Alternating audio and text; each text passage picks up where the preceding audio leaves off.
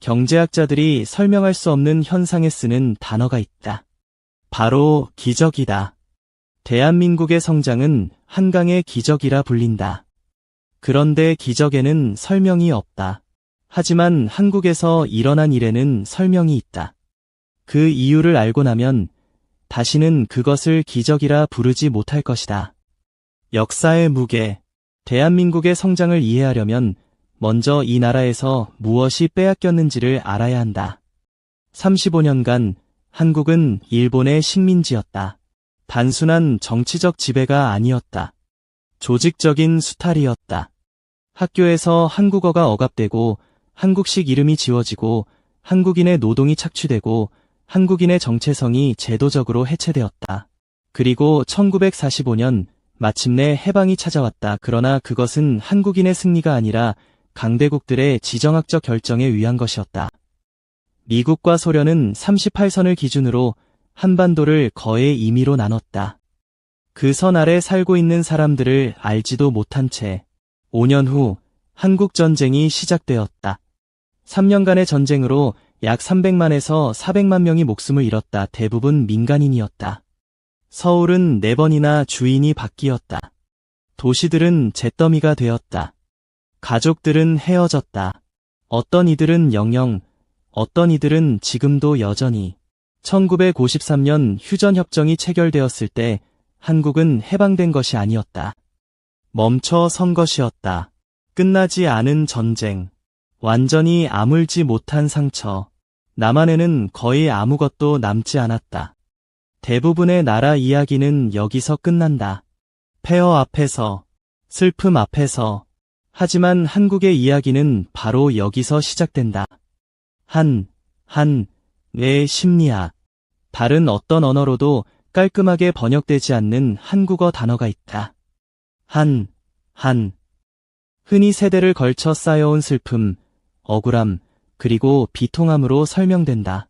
단순한 슬픔이 아니다. 단순한 분노도 아니다. 부당한 일을 당하고도 즉각적인 출구가 없을 때 쌓이는 특별한 감정의 무게다. 억울함을 품은 채 살아가야 하는 삶. 하는 민족의 정체성 깊숙이 새겨져 있다.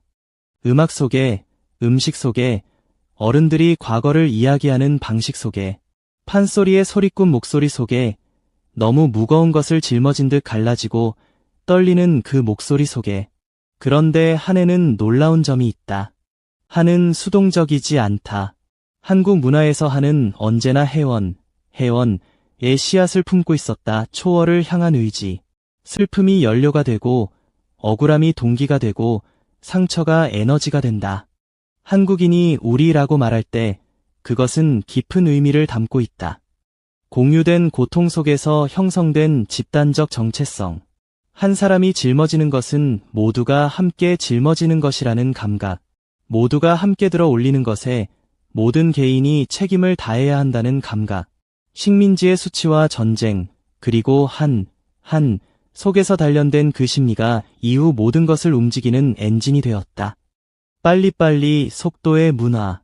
빨리빨리. 외국인들은 이것을 비웃기도 한다. 횡단보도에서의 조급함. 몇 분 안에 도착하는 배달. 다른 나라에서라면 몇 년이 걸릴 공사가 몇 달 만에 끝나는 것. 하지만 빨리빨리는 성격적 결함이 아니었다. 생존 반응이었다. 모든 것을 잃은 상황에서 다른 나라들이 재건하고 산업화하는 동안 뒤처져 가고 있다면 시간은 사치가 아니다. 1년의 지체는 사방에서 밀려오는 거대한 힘에 1년 더 가까워지는 것을 의미했다. 박정희 정부 하에서 실제로 많은 부당한 일들이 있었고 이를 미화해서는 안 되지만 거의 군사적 규율에 가까운 산업화가 추진되었다. 경제개발 5개년 계획. 특정 산업에 대한 국가 주도의 투자. 삼성, 현대, LG 같은 재벌들이 국가 발전의 동력으로 동원되었다. 1960년대 한국의 주요 수출품은 가발과 합판이었다. 1970년대에는 선박과 철강, 1980년대에는 전자제품과 자동차. 한 세대 만에 한국은 전근대에서 탈근대로 도약했다. 경제학자들은 이것을 압축적 근대화라 부른다. 100년치 산업 변화를 40년에 압축한 것. 빨리빨리는 무모함이 아니었다. 필요가 무기가 된 것이었다. 교육에 대한 집착. 매년 11월, 대한민국은 멈춘다. 수능. 9시간, 50만 명의 수험생. 항공편이 우회된다. 경찰이 지각생을 호송한다. 나라 전체가 단 하나의 시험을 위해 숨을 죽인다. 한국에서 교육은 단순한 기회가 아니다. 정체성이다. 갑옷이다. 땅은 폭격당할 수 있고, 재산은 빼앗길 수 있고, 물질적인 것들은 모두 잃을 수 있다. 하지만 교육은 내 안에 새겨진 것이다. 어떤 군대도 빼앗을 수 없다. 어떤 불도 태울 수 없다. 1950에서 60년대의 한국 부모들은 자녀를 학교에 보내기 위해 굶었다. 그 희생이 만들어낸 무게를 모든 한국 아이들은 느끼며 자랐다. 그 기회를 낭비하는 것은 단순한 개인의 실패가 아니었다. 배신이었다. 그 결과 세계에서 가장 높은 교육 수준을 가진 국민이 탄생했다. 그리고 그 인적 자본이 이후 모든 기술적 도약의 토대가 되었다. 위기가 촉매가 되다. 1997년 모든 것이 무너질 뻔했다. 아시아 외환위기가 두 번째 전쟁처럼 한국을 덮쳤다. IMF가 580억 달러 규모의 구제금융을 지원했다. 원화가 폭락했다. 기업들이 쓰러졌다. 평생을 일해 쌓아온 중산층의 안정이 몇 달 만에 사라졌다. 정부는 국민에게 금을 기부해 달라고 요청했다. 국민은 응했다. 금반지, 메달, 결혼반지 225톤이 넘는 금이 자발적으로 모였다. 법적 의무가 아니었다. 문화적 반사였다. 나보다 우리가 먼저였다. 그리고 상징을 넘어 이기는 구조적 변화를 촉발했다. 재벌이 구조조정되었다. 한국은 초고속 인터넷 인프라에 공격적으로 투자해 연결성이 21세기를 정의하게 될 바로 그 순간에 세계에서 가장 연결된 나라 중 하나가 되었다. 1997년 파산 직전까지 몰렸던 삼성은 2기 이후 가격이 아닌 혁신으로 경쟁하라는 명령을 받고 재탄생했다. 10년 후 삼성은 세계에서 가장 가치 있는 브랜드 중 하나가 되었다. 1997년의 상처는 이후 20년을 가능하게 한 수술이었다. 한류 코리안 웨이브. 1953년이었다면 이것은 공상과학처럼 들렸을 것이다. 한국 드라마가 190개국에서 동시에 스트리밍된다. 한국 그룹이 상파울루, 파리, 시카고의 스타디움을 가득 채운다. 한국 영화가 아카데미 시상식 최우수 작품상을 수상한다. 한반도에서 5,000마일 이상 떨어진 곳의 사람들이 한국 음식을 먹고 한국 스킨케어를 따라하고 한국 패션을 입는다. 한류. 경제 성장이 부분적으로 국가 주도로 이루어진 것과 달리 한류는 만들어낼 수 없는 무언가로부터 탄생했다. 수십 년간 압력 아래 쌓여온 진짜 창조적 에너지. 식민지배 하에서의 한국어 억압. 전쟁의 폐허. 정치적 발언을 억눌렀던 수십 년간의 권위주의 통치. 그 모든 압력이 예술 속에서 출구를 찾았다. 음악 속에서, 이야기 속에서. 1980년대 말 민주화가 이루어지고 2000년대에 인터넷이 전 세계적 유통망을 열었을 때 그 에너지는 진정성 있는 무언가를 갈망하던 세계와 만났다. 진짜 감정의 무게를 가진 무언가. 은 예술로 표현되었을 때 보편적인 것으로 드러났다. 한국 발라드 속의 슬픔. 봉준호 감독 영화 속의 어두운 유머.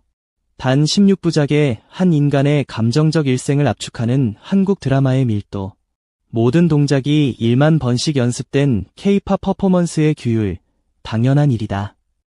이것은 장인 정신을 도덕적 의무로 여기는 문화에서 나온 것이니까. 한류는 만들어진 부드러움이 아니다. 생존으로 단련된 민족이 마침내 말할 기회를 얻었을 때 세계가 귀를 기울인 것이다. 대한민국은 기적이 아니다. 기적에는 원인이 없다. 대한민국에서 일어난 일에는 원인이 있다. 그리고 그것을 이해하는 것은 중요하다.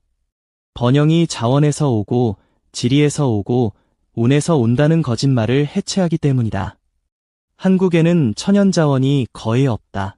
한국의 지리는 수백 년간 한국을 표적으로 만들었다. 그리고 한국의 운은 역사적으로 믿기 어려울 정도로 나빴다. 한국이 가진 것은 압력이었다.